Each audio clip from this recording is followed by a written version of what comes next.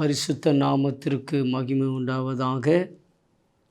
2025 ஆண்டுடைய வார்த்தையை பகிர்ந்து கொள்ளும்படியாக கடந்த வருஷங்களாக கிராஸ் டிவியில் ஆண்டுடைய வார்த்தைகளை கொடுக்கும்படியாய் அடியனுக்கு கர்த்தர் உதவி செய்தார். கிராஸ் டிவியை கர்த்தர் ஆசீர்வதிப்பாராக. உண்மையில் சார் நல்ல நமக்கு ஒரு ஒத்துழைப்பு கொடுத்து இவ்வளோ நாளும் இந்த கிராஸ் டிவியோடு கூட சேர்ந்து உங்கள் மத்தியில் கர்த்தருடைய வார்த்தைகளை பகிர்ந்துபடியாய் ஆண்டவர் இப்படிப்பட்ட ஒரு ஸ்லாக்கியத்தை தந்ததுக்கு நான் கர்த்தரை ஸ்தோத்தரிக்கிறேன். இந்த நாளில் விசேஷித்தமாய் கடந்த வருஷங்கள் நம்ம கேட்ட சத்தியங்கள் தேவன் நமக்கு ஒரு ஆசீர்வாதமாய் மாற்றியிருப்பார். இந்த 2025 ஜனவரி மாதம் இந்த 2வது வாரத்தில் கிராஸ் டிவிக்கு முன்பதாக அமர்ந்திருக்கிற பெரியவர்களுக்கும் சிறியவர்களுக்கும் சகோதர சகோதரிகளுக்கும் நசரனாய் இயேசு கிறிஸ்துவின் நாமத்தில் இந்த ராத்திரி வேளையில் உங்களுக்கு நான் நன்றியை தெரிவித்துக் கொள்கிறேன். இந்த நாளில் கர்த்தருடைய வார்த்தைக்கு நேரே கடந்து போகும் கர்த்தர் நம்மளை ஆசீர்வதிப்பாராக. பிலிப்பியர் எழுதின நிருபம் 4வது அதிகாரம் 4வது வசனம். கர்த்தருக்குள் எப்பொழுதும் சந்தோஷமாயிருங்கள் என்று மறுபடியும் உங்களுக்கு நான் சொல்லுகிறேன்.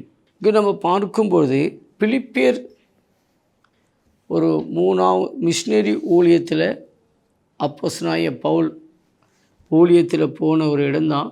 யூரோப்பியன் தேசத்தில் முதலாவது போன இடம் இந்த பிலிப்பியர்னு சொல்லி சிலர் சொல்லுகிறார்கள். ஆனாலும் உண்மையில் யூரோப்பியன் சுவிசேஷம் முதலாவது கடந்து போகுது இந்த பிலிப்பியர். இந்த பிலிப்பியரில் ஆண்டவர் இவருக்கு தரிசனமாகி ஒரு ஆண் ரட்சிக்கப்படக்கூடிய ஒரு தரிசனம். அப்போஸ்தலர் 16வது அதிகாரத்தில் நீங்கள் வாசிக்கும் பொழுது அதில் சொல்லப்படுது. அது அப்படி அந்த தரிசனத்துக்கு முன்பதாக லீதியால் எங்கள் ஒரு சிஸ்டர் அங்கே ரட்சிக்கப்படுவதை காண முடிகிறது. மறுபடி நம்ம பார்க்கும் பொழுது இந்த சிறைச்சாலையில் இருக்கிற அந்த காவலாளி ரட்சிக்கப்படுவதை காண முடிகிறது. தீனாளுங்கிற ஒரு ஆவி உள்ள மனுஷன் அவன் கண்டிப்பாக ரட்சிக்கப்பட்டிருக்கலாம். அப்படி நம்ம பார்த்தாலும் இந்த பிலிப்பியர் சபையில் கூடினது 2-3 பேர் குடும்பங்கள் தான் இருக்கலாம். அப்போ ஏறக்குறைய ஒரு 3 குடும்பம் என்ன செஞ்சுருக்கலாம், தெய்வத்தை ஆராதிக்கிற ஒரு சபையாக இருந்தது இந்த பிலிப்பியர் சபை. அப்படி இந்த பிலிப்பியர் சபையில் அப்போஸ்தலனாகிய பவுல் ரொம்ப குடும்பங்கள் கிடையாது, ஒரு 3 குடும்பங்கள் வைத்து உருவாக்கப்பட்ட பிலிப்பியர் சபைக்கு அப்போஸ்தலனாகிய பவுல் எழுதுகிற ஒரு நிருபத்தை தான் காண முடிகிறது. எப்பொழுதும் நீங்கள் எப்படி இருங்க, சந்தோஷமாயிருங்க. அப்போது சந்தோஷமாய் ஒரு மனுஷன் இருக்கிறதுக்கு அங்கே பார்க்கும்போது நியாயப்பிரமாணத்திலிருந்து ஒரு விலகப்பட்டு ஒரு 3 குடும்பங்கள் இன்றைக்கி ஒரு சமுதாயத்திலிருந்து ஒரு சமுதாயத்திலேருந்து இன்றைக்கி என்ன செய்வாங்க, ஒரு இடம் சர்ச்சுக்கு போயிட்டோம்னா அவங்க அந்த சமுதாயத்திலேருந்து பிரித்து விட்டாங்கன்னா அப்புறம் ஒரு நல்லது கெட்டதுக்கு என்ன செய்ய மாட்டாங்க, யாரும் வர மாட்டாங்க. கிராமங்களில் ஊழியம் செய்கிறதுனால நான் அந்த அனுபவத்தில் இருக்கிறதுனால எனக்கு அந்த அனுபவம் என்னென்னு ஓரளவு நல்லா எனக்கு தெரியும். அப்போ கிராமங்களில் ஒரு சமுதாயத்திலிருந்து ஒரு சர்ச்சுக்கு வரும்பொழுது அந்த சமுதாயத்துடைய ஒரு கட்டுப்பாட்டுக்குள்ளே இருக்கும்போது எவ்வளோ ஒரு நெருக்கம் இருக்குதோ அதற்கு மேலாக இந்த பிலிப்பியர் பட்டணத்தில் இந்த உருவாக்கப்பட்ட சபையில் 3 பேர் பிரிந்து வரும்பொழுது அவங்களுடைய ஒரு பயங்கர ஒரு நெருக்கம் அவங்களுக்கு பின்தொடர்ந்து வந்திருக்கலாம். 2வது, இவர்கள் தெய்வத்தை தேடினது நிமித்தம் இவங்களுடைய வாழ்க்கையில் பல உபத்திரவங்கள் கடந்து வந்திருக்கலாம். இல்லை, கர்த்தர் இவர்களை தெய்வத்தை அறிந்தது நிமித்தம் ஒரு தனிமைப்பட்டு இருந்திருக்கலாம்.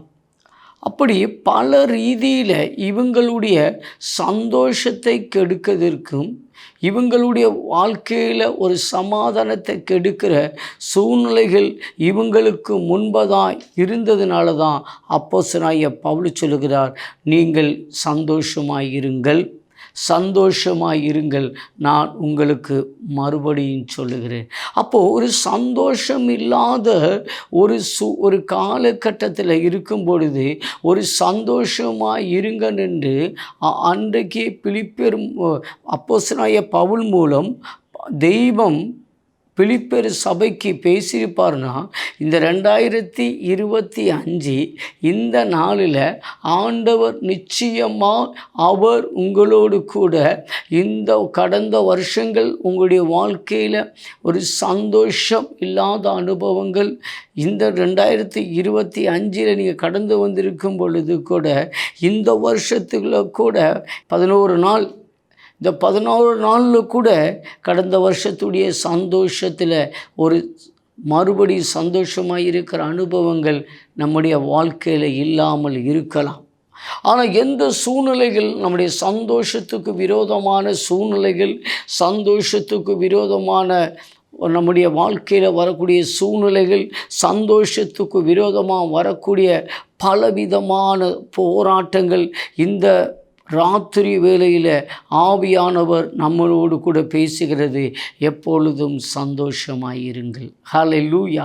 அப்போ அன்றைக்கு பிலிப்பியருடைய சபையில் சந்தோஷத்துக்கு விரோதமான காரியங்கள், அவருடைய 3 பேர் கூடி ஆராதிக்கிற ஒரு சபையில் அவ்வளோ விஷயங்கள் மத்தியில் இருக்கிறவங்களுக்கு ஒரு சந்தோஷம் இல்லாத அனுபவங்கள் இருக்குமுன்னா, இன்றைக்கு கூடி தெய்வத்தை ஆராதிக்கிற தெய்வ பிள்ளைகளுடைய வாழ்க்கையிலையும் பலவித சூழ்நிலைகள் மத்தியில் உங்களுடைய வாழ்க்கையில் சந்தோஷம் இல்லாமல் இருந்தாலும் அப்போஸ்தலனாகிய பவுல் பரிசுத்த ஆத்மாவோடு சொன்னது என்னென்னா, சந்தோஷமாயிருங்க. அப்போ இந்த 2025 நம்முடைய வாழ்க்கையில் சந்தோஷத்துக்கு விரோதமான சூழ்நிலைகள் நம்முடைய வாழ்க்கையில் கடந்து வரலாம். சமாதானத்துக்கு விரோதமான சூழ்நிலைகள் நம்முடைய வாழ்க்கையில் கடந்து வரலாம். ஒரு சந்தோஷம் இல்லாமல் துக்கங்கள் நம்முடைய வாழ்க்கையில் கடந்து வரலாம். எது வந்தாலும் இந்த ராத்திரி வேளையில் ஆவியார் நம்மோடு கூட பேசுகிறது, நீங்கள் சந்தோஷமாக இருக்கணும். ஹல்லேலூயா. அப்போ இந்த சந்தோஷம் இயேசு கிறிஸ்து சொல்லும்போது, நான் உலகம் தரக்கூடிய சமாதானம் அல்ல, உலகம் தரக்கூடிய சந்தோஷம் அல்ல தெய்வம் நமக்கு தந்திருக்கிறது. இன்றைக்கு இந்த உலகத்தில் ஒரு வீடு வாங்கினா ஒரு சந்தோஷமாக இருப்பாங்க, ஒரு காரு வாங்கினா சந்தோஷமாக இருப்பாங்க, ஒரு வேலை கிடைச்சா சந்தோஷம் இருப்பாங்க, ஒரு சொத்து வாங்கினா சந்தோஷம் இருப்பாங்க, ஒரு நகை வாங்கினா சந்தோஷமாக இருப்பாங்க. இப்படி இந்த உலகத்தில் பலவித திருமணம் முடிஞ்ச உடனே ஒரு சந்தோஷத்தை பார்க்குறோம், குழந்தை பிறக்கும் பொழுது ஒரு சந்தோஷத்தை பார்க்கலாம். இந்த பூமியில் பல சந்தோஷங்கள், நமக்கு ஒரு நிரந்தரமான சந்தோஷம் இல்லை. நம்முடைய வாழ்க்கையில் நிரந்தரமான சமாதானம் இந்த பூமியில் எது வந்தாலும், எது நம்முடைய வாழ்க்கையிலையும் நமக்குள்ளே நிலைச்சி நிற்கிறது ஒன்றுனா கிறிஸ்துவுடைய சமாதானமும் கிறிஸ்துவுடைய சந்தோஷம். அதுதான் இயேசு சொல்லுகிறார், நான் உங்களுக்கு நினைச்ச உலகம் தரக்கூடிய சந்தோஷம் அல்ல, உலகம் தரக்கூடிய சமாதானம் அல்ல. தெய்வத்தை ஆராதிக்கிற தெய்வ பிள்ளைகளுடைய வாழ்க்கையில் அப்போஸ்தலனாகிய பவுலும் சீலாவும் அந்த சிறைச்சாலைக்குள்ள தொழுவ மரத்தில் கட்டி போட்டு, அவர்கள் தொழுவ மரத்தில் கட்டி போட்டுக்கிற ஒரு அடிப்பட்டு என்ன செய்தாங்க, அவர்கள் அங்கே பாடி துதிக்க ஆரம்பித்தார்கள். அவங்களுக்கு அடிப்பட்டது அல்ல, ஸ்தோத்திரம். அவங்க நெருக்கப்பட்டது அல்ல, ஸ்தோத்திரம். ஆனால் அவர் என்ன செய்தாங்க, பிரைஸ் தி லார்ட். அவர்கள் பாடி தெய்வத்தை துதித்த போது சிறைச்சாலை கதவுகள் திறக்கப்பட்டதுனால, அவருடைய பாடி துதிக்கும் போது அஸ்திபாரம் நடுங்க ஆரம்பித்ததுனால, அவங்க பாடி துதிக்கும் போது ஒரு காவலாளி கூட ஸ்தோத்திரம், அந்த ஜெயிலிருந்து ஒருத்தர் கூட வெளியில் போகலை. Praise the Lord. அருமையான தெய்வ பிள்ளைகளே, அவருடைய வாழ்க்கையில் அநேக சம்பவங்களுடைய வாழ்க்கையில் வந்தபோது அவருடைய நெருக்கங்களை கண்டும், அவருடைய பலகீனங்களை கண்டும், அவருடைய ஆபத்தை கண்டும், அவருடைய மரண நடுவின் மத்தியில் கடந்து போகும் பொழுதும் அவர் சொல்லுகிற சந்தோஷமாக இருங்க. பிரியமான தேவ பிள்ளைகளை, நம்முடைய வாழ்க்கையில் நமக்கு பேசின, நமக்கு ஆலோசனை கொடுத்த, நமக்காக பைபிள் எழுதி அப்போஸ்தலனாகிய பவுலுடைய வாழ்க்கையின் அனுபவங்கள் நம்ம மத்தியில் எழுதி இன்றைக்கு அந்த புஸ்தகத்தில் உங்கள் மத்தியில் பேசுகிறேன் என்று சொன்னால், அவருடைய வாழ்க்கையில் பிரைசலோடு பல பிரதிகூலங்கள் மத்தியில், பலவித நெருக்கத்தின் மத்தியிலே தான் அவர் சந்தோஷமாக இருந்ததுனால தான் அவர் சொல்லுகிறார், நான் மறுபடி உங்களுக்கு சொல்லுகிறேன், நீங்கள் சந்தோஷமாக இருங்கள்.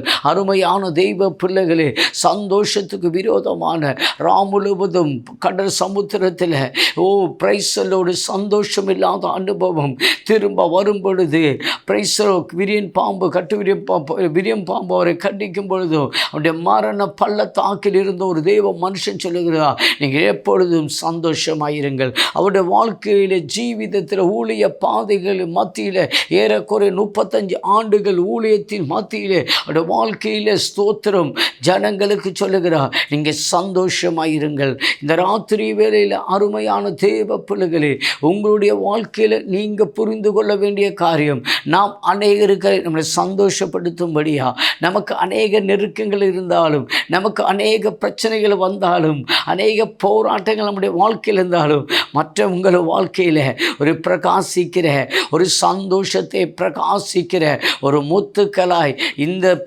ராத்திரி வேளையில் தெய்வம் உங்களை தெரிந்தெடுத்திருக்கிறார். நீங்கள் ஒருபோதும் மறந்து விடக்கூடாது. என் தேவன் என்னை தெரிந்தெடுத்தது இன்றைக்கு உலகத்தான போல துக்கத்தை காண்பிப்பதற்கு அல்ல, நம்முடைய முகத்தில் ஒரு துயரத்தை காண்பிப்பதற்கு அல்ல. துக்கம் நமக்கு இருந்தாலும், துயரங்கள் நமக்கு இருந்தாலும், பாடுகள் நமக்கு இருந்தாலும், தேவைகள் நமக்கு இருந்தாலும், நாம் ஒரு சந்தோஷமுள்ள பிள்ளைகளாக இருக்கணும். பிரைஸ், நம்முடைய முகத்தில் தெய்வத்துடைய தேஜஸ், தெய்வத்துடைய அந்த மகிமை, ஷெக்கனாவின் மகிமை நம்முடைய முகத்தில் மூடி இருக்கணும். ஏன்னா எப்பொழுதும் சந்தோஷம் சந்தோஷம். ஹல்லேலூயா. ஒரு பாட்டு உண்டு, சந்தோஷம் பொங்குதே சந்தோஷம் பொங்குதே சந்தோஷம் எண்ணில் பொங்குதே. ஹல்லேலூயா. இயேசு என்னை ரட்சித்தார், முற்றும் என்னை மாற்றினார், சந்தோஷம் எண்ணில் பொங்குதே. ஹல்லேலூயா. நம்முடைய வாழ்க்கையில் ஒரு சந்தோஷம் இந்த 2025 நம்ம அனுபவிக்க வேண்டிய முதல் என்னன்னா சந்தோஷம். இந்த சந்தோஷம் அப்போஸ்தலனாகிய பவுல் பிலிப்பியரில் சந்தோஷத்தை அனுபவிக்கலை. ஏன்னா அவருடைய லைஃப்பில் ஸ்தோத்திரம் சிறைச்சாலையின் அனுபவம். அவர் சொல்லுகிறார், நான் துக்கமாக இருக்கிறேன், ஆனால் நீங்கள் சந்தோஷமாக இருங்க. பாருங்கள், எனக்கு அது ஒரு பயங்கர, இன்றைக்கி அநேகருடைய தெய்வ பிள்ளைகளுடைய வாழ்க்கையில் பாருங்கள், அவங்களுக்கு மற்றவங்க மத்தியில் துக்கத்தை காணிக்க நினைப்பாங்க, மற்றவங்க மத்தியில் துயரத்தை காணிக்க விரும்புவாங்க, பாடுகளை காண்பிப்பாங்க. ஆனால் அப்போஸ்தலனாகிய பவுல் எங்கேயும் தன்னுடைய பாடுகளை சொல்லுவார். பிரைஸ்தில் உலக துன்பமோ துயரமோ பிரச்சனைகளோ போராட்டங்களோ ஸ்தோத்திரம் எதுவும் கிறிஸ்துடைய அன்பை விட்டு என்னை பிரிப்பவன் யார்? உயர்வோ தாழ்வோ மரணமோ ஜீவனோ எது என்னுடைய வாழ்க்கையில் கடந்து வந்தாலும் இந்த கிறிஸ்துடைய சந்தோஷத்தை யாராலையும் கெடுக்க முடியாது. இந்த சந்தோஷத்தை யாராலும் பிடுங்க முடியாது. இந்த சந்தோஷத்தை யாரும் பறித்து கொள்ள முடியாது. இந்த நாளில் ஆவியானவர் உங்களோடு கூட பேசுகிறார். ஒரு சந்தோஷத்தை எந்த சத்துருக்களாலும் பிரைஸ்தலோடு திருட முடியாது. இது தெய்வம் தந்த சந்தோஷம். பிரைஸ்தலோடு ஹல்லேலூயா. இது பாடுகள் மத்தியில், வேதனைகள் மத்தியில், நெருக்கத்தின் மத்தியில், துன்பத்தின் மத்தியில், துயரங்கள் மத்தியில் இது சந்தோஷப்படுத்துகிறது. பிரைஸ்தலோ எல்லாம் நமக்கு நிறைவை தந்த சந்தோஷம் அல்ல, இது பாடுகளில் நெருக்கத்திலே சந்தோஷம். பிரைஸ்தலோ உலகம் தரக்கூடிய சந்தோஷம் அல்ல. அதனால் உங்கள்கிட்ட முன்கூட்டியே சொன்னேன், உலகம் தரக்கூடிய சமாதானம் அல்ல. உலகத்தில் இன்றைக்கி சமாதானம் ஒரு குறிப்பிட்ட நாட்கள், உலகத்துடைய சந்தோஷம் ஒரு குறிப்பிட்ட நாட்கள். இந்த தலைமுறை இருந்துச்சுன்னா உலகத்துடைய சமாதானம் அடுத்த தலைமுறையில் அனுபவிக்கிறது பெரிய பாடுகள் உள்ளதாக இருக்கிறது. இந்த வருஷத்தில் கிறிஸ்துவுக்காய்ப்பட்ட பாடு அடுத்த வருஷம் சந்தோஷமாய் மாற்றுகிற வருஷங்கள். இந்த நாளில் தீர்மானம் எடுக்கிற 2024 என்னுடைய வாழ்க்கையில் சந்தோஷம் இல்லாமல் மாமிசத்துக்கேற்ற துக்கங்கள், மாமிசத்துக்கேற்ற பாரங்கள் இந்த வாழ்க்கையில் ஆட்டி படைத்த பொழுதும் இந்த 2025 2வது வாரத்தில் ஒரு தீர்மானம் எடுக்க வேணும். இந்த வாழ்க்கையினுடைய நெருக்கங்களை நான் வெளியே சொல்ல மாட்டேன், இந்த போராட்டங்கள் இடத்துல சொல்ல மாட்டேன், என் பலகீனங்களை சொல்ல மாட்டேன். எப்போ பார்த்தாலும் நான் சந்தோஷமாக இருப்பேன். ஒரு தீர்மானம் எடுங்க. ஆண்டவர் உங்களை சந்தோஷப்படுத்துகிறவர், ஆண்டவர் உங்களை சமாதானம் தருகிறவர். இன்றைக்கி நம்முடைய வாழ்க்கையை உலகத்தில் எந்த ஒரு நெருக்கங்களும், உலகத்தில் எந்த போராட்டங்களும், எவ்வளோ பெரிய விஷயங்களும் கிறிஸ்துவுடைய அன்பை விட்டு பிரிக்க முடியாதுண்டா. இன்றைக்கு நீங்கள் தீர்மானம் எடுக்க வேண்டும். கிறிஸ்துவுடைய அன்பு எனக்குள்ளே இருக்குதுன்னா, கிறிஸ்துவுடைய அன்பு என்னுடைய வாழ்க்கையில் வந்திருக்குன்னா, இந்த அன்பை யாராலையும் திருட முடியாது. தீர்மானம் எடுங்க. ஹல்லேலூயா. எப்பொழுதும் சந்தோஷமாக இருக்கணும். இந்த 2025 2வது வாரத்தில் ஒரு பொருத்தனை பண்ணுங்க. இந்த வாழ்க்கையோட கடன் பிரச்சனையோ, இந்த வாழ்க்கையில் ஒரு நெருக்கங்களோ, இந்த சமாதானத்துக்கு விரோதமாக, இந்த சந்தோஷத்துக்கு விரோதமாக அநேக பிரபலங்கள் எனக்கு முன்பதாக இருந்தாலும் அதற்கு மேலாக தாண்டி ஒரு சந்தோஷத்தை என் முகத்தில் இன்றைக்கு நான் திரும்ப கொண்டு வர விரும்புகிறேன். சந்தோஷமாயிருங்கள். மறுபடி உங்களுக்கு நான் அப்போ மறுபடியும் சொல்லுகிறார்னா அது பயங்கர சந்தோஷத்துக்கு விரோதமாய், ஒரு சமாதானத்துக்கு விரோதமாய் போராடின சபையை பார்த்து அப்போஸ்தலனாகிய பவுல் சொல்லுகிறார், நீங்கள் சந்தோஷமாக இருக்கீங்க இல்லையா? இந்த ராத்திரி வேளையில் அருமையான தெய்வ பிள்ளையை, இந்த டிவிக்கு முன்பதாக கேட்டுக்கொண்டு இருக்கிற தெய்வ பிள்ளைகளுடைய வாழ்க்கையில் ஒரு சந்தோஷத்தை கற்று தர விரும்புகிறார், ஒரு சமாதானத்தை தர விரும்புகிறார். ஹல்லேலூயா. நாம் தீர்மானிக்கிற தீர்மானம் ஒரு சந்தோஷம். எப்பொழுதும் சந்தோஷமாக இருப்போம். நம்முடைய பிரச்சனைகள் மத்தியில் தீர்மானங்கள், நம்முடைய வாழ்க்கையில் நல்ல சந்தோஷம், எப்பொழுது சந்தோஷம். பிரைஸ்ல பலகீனத்தில் சந்தோஷமாக இருங்க. ஹல்லேலூயா. துக்கத்தில் சந்தோஷமாக இருங்க, துயரங்களில் சந்தோஷமாக இருங்க. ஒரு தீர்மானம் எடுங்க. 2024 சந்தோஷம் என்ற வாழ்க்கையில் இல்லைன்னா, பிரைஸ்ல 2025 ஆவியானவர் உங்களோடு கூட பேசுகிறார். நான் சந்தோஷம், என் தேவைகளை மத்தியில் சந்தோஷம், என் நெருக்கத்தின் மத்தியில் சந்தோஷம், என் போராட்டத்தின் மத்தியில் சந்தோஷம், என் தேவைகள் மத்தியில் சந்தோஷம், என் நிந்தையின் மத்தியில் சந்தோஷம், என் அவமானங்கள் மத்தியில் சந்தோஷம். இன்றைக்கு சந்தோஷத்தை ஏற்றுக்கொள்ளுங்க. ஸ்தோத்திரம். ஹல்லேலூயா. ஒரு சந்தோஷம் எனக்கு வேணும். என் முகத்தில் ஒரு என் குடும்பத்தில் சமாதானம் இருக்கணும். என் குடும்பத்தில் தெய்வ சமாதானம் இருக்கணும். இன்னைக்கு அநேகருடைய வாழ்க்கையில் தெய்வ சமாதானம் இருக்காதான்னு தெரியவில்லை, தெய்வத்துடைய சந்தோஷம் இருக்கான்னு தெரியவில்லை. ஆனால் தீர்மானிக்கிற தெய்வ பிள்ளையை தெய்வ சந்தோஷம் அனுபவிக்க வேண்டும். எனக்கு தெய்வத்துடைய சமாதானத்தை அனுபவிக்க வேண்டும். அதற்கு தான் தேவன் விலையேறப்பட்ட கல்வாரி சிலுவையில் ரத்தம் சிந்தி, ஆணிகள் அறையப்பட்டு, முள்முடி தரிக்கப்பட்டு, தன்னுடைய சரி 38 அடி சாட்டவார அடிபட்டு, இயேசுவின் நாமத்தின் உங்களை என்னை மீட்ட பிரைஸ்தலோ அந்த ரத்தம், அந்த சமாதானம், அந்த சந்தோஷத்தை அனுபவிக்கும்படியா 2000 வருஷத்துக்கு முன்பதாய் ஆட்டுக்குட்டியை போல நமக்காக இரத்த சிந்தி மீட்ட அந்த இரத்தம் இன்றைக்கு உங்களை சமாதானம் தருகிற இரத்தம். அந்த இரத்தம் உங்களுக்கு சந்தோஷம் தருகிற இரத்தம். அந்த இரத்தத்தை நீங்கள் விசுவாசிப்பீங்கன்னா, அந்த இரத்தத்தை விசுவாசிக்கும் பொழுது இன்றைக்கு அந்த சந்தோஷத்தை அனுபவிப்போம். இயேசுவின் இரத்தம் சந்தோஷம் தருகிற இரத்தம், இயேசுவின் இரத்தம் சமாதானம் தருகிற இரத்தம். அந்த இரத்தத்தில் தேவன் உங்களை வீண்டும் ரட்சிப்பில் உங்களுக்கு கொடுத்திருப்பார்னா, அந்த இரத்தம் உங்களை விடுவிச்சிருந்துச்சுன்னா, அந்த இரத்தம் உங்களை பாதுகாத்துச்சுன்னா, அந்த இரத்தம் உங்கள் பாவத்தை மன்னிச்சிருந்தா, இன்றைக்கு அந்த இரத்தம் உங்களுக்கு சமாதானம் தரும். தீர்மானம் எடுங்க. இன்றைக்கு எனக்கு சமாதானம் வேணும், இன்றைக்கு எனக்கு ஒரு சந்தோஷம் வேணும். ஹல்லேலூயா, ஹல்லேலூயா. நன்றியோடு உம்மை துதிக்கிறோம். எத்தனை பேர் இன்றைக்கு தீர்மானம், இந்த 2025 நான் சந்தோஷமாக இருப்பேன். பவுலும் சீலாவும் சிறைச்சாலையில் இருக்கும்போது ரோமாபுரியுடைய அவர்கள் நாளைக்கு ஒரு மறுநாள் சிக்ஷையுடைய அனுபவத்தில் இருக்கும் பொழுது அவர்கள் சந்தோஷமாய் தொழுவ மரத்தில் பாடி ஆராதிக்கிறார்கள். நமக்கு எழுதினவர் துக்கத்தின் மத்தியிலே தான் இருந்தவா. நமக்கு எழுதினவர் பிலிப்பேர் சபை எழுதினவர் அநேக பாடுபட்டவர், 5 தடவை சாட்டவார் அடிப்பட்டவர், பட்டினி பஞ்சத்தில் இருந்தவர். அவர் சொல்லுகிறார், நீங்கள் சந்தோஷமாயிருங்க. எவ்வளோ பெரிய ஒரு அவர் அனுபவித்தது சந்தோஷத்தில். ஆனால் அவர் உங்களை அனுபவிக்க சொல்லுங்க, நீ சந்தோஷமாக இருக்க. இந்த பிரச்சனை என்னுடைய வாழ்க்கையில் கடந்து வந்தது, இது என் சந்தோஷத்தை கெடுக்க முடியலை. அவருடைய வாழ்க்கை எல்லாம் தோல்விகள் கடந்து, ஆனால் சந்தோஷம் அவரை விட்டு தோல்வி அல்ல. அது கிறிஸ்து கொடுத்த சந்தோஷம், அது கிறிஸ்து கொடுத்த சமாதானம். ஓ பிரைஸ்! உயர்வோ தாழ்வோ மரணமோ ஜீவனோ கிறிஸ்துவோட அன்பை விட்டு என்னை பிரிப்பவன் யார்? ரோமாவில் வாசிக்கிறோம். தன்னுடைய வாழ்க்கையில் எல்லாம் நஷ்டமான, எல்லாம் பாருங்கள், எல்லாவற்றிலும் அவருடைய வாழ்க்கையில் ஒரு சந்தோஷம் இல்லாத ஒரு மனுஷன் நீங்கள் சந்தோஷமாக இருங்கன்னு சொல்லுகிறார். 15 நிருபங்களை எழுதினவர், விடியம் பாம்பு கடித்தவர், ஒரு நாள் சமுத்திரத்தில் கிடந்தவர், ஒவ்வொரு நாளும் அவருடைய ஸ்தோத்திரம், குளிர் தாங்க முடியாமல் சிறைச்சாலையில் மறித்ததுக்கு ஒரு அனுபவம் சொல்கிறாங்க. ஒரு பெட்ஷீட்டு கூட இல்லாத அனுபவம். தன் மறிக்கிற சூழ்நிலைகள் மத்தியில், தனிமையின் பாத்தியில் அவர் சொல்லுகிறார், நீங்கள் சந்தோஷமாக இருங்கள். அவருடைய உலகத்துடைய சந்தோஷம் அவர் அனுபவிக்கல, உலகத்துடைய சமாதானம் அனுபவிக்கல, ஆனால் கிறிஸ்துடைய சமாதானத்தை அனுபவிச்சார். அவர் கிறிஸ்துடைய சந்தோஷத்தை அனுபவிச்சார்.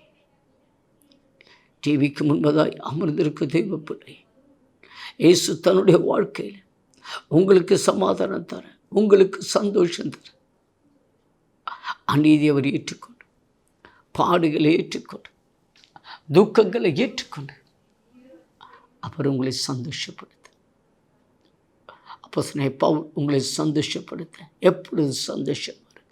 இந்த 2025 நான் பாரப்பட மாட்டேன். என் தேவைகள் மத்தியில் என் தேவைகளை சந்திப்பவன், என் பிரச்சனை நடுவில் எனக்காக இருக்கிறவன், என் போராட்டத்து முன்னில் நிற்கிறவன். அதனால் நான் சந்தோஷமாக இருக்கிறேன். நான் எப்பொழுதும் சந்தோஷமாக இருக்கிறேன்.